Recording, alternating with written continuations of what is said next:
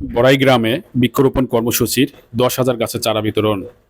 একটি গাছ একটি প্রাণ, তাই যখনই সুযোগ পান একটি করে গাছ লাগান। এই প্রতিপাদ্যে নাটোরের বড়াই গ্রামে বৃক্ষরোপণ কর্মসূচির গাছের চারা বিতরণ করা হয়েছে। মঙ্গলবার সকালে উপজেলার 7টি ইউনিয়ন ও 2টি পৌরসভার নেতৃবৃন্দের সাথে বৃক্ষরোপণের তাৎপর্য নিয়ে আলোচনা শেষে বৃক্ষরোপণ কর্মসূচির উদ্বোধন ও 10,000 গাছের চারা বিতরণ করেন নাটোর 4 আসনের মাননীয় সংসদ সদস্য আলহাজ ডাক্তার সিদ্দিকুর রহমান পাটোয়ারী।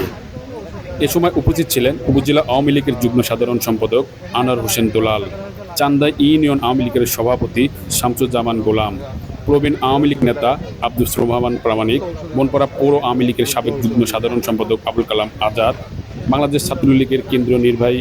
কমিটির সহসভাপতি জামাল উদ্দিন মিয়াজি, সৈনিক লীগের সভাপতি ইসাক আলী, কৃষক লীগের সভাপতি রুবেল বালী সহ উপজেলার বিভিন্ন স্তরের নেতৃবৃন্দ।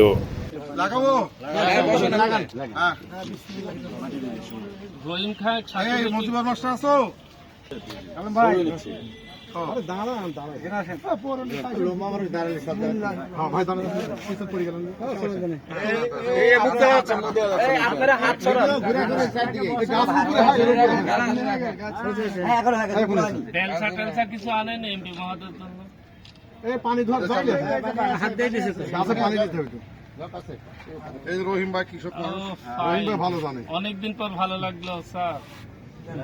রহিম ভাই এই ভিডিও তো পাতাগুলো ভিডিও দেন এই অর্জুন গাছের এটি অর্জুন গাছ না হ্যাঁ অর্জুন গাছ দুদিন পরে যখন হাঁপানি হবে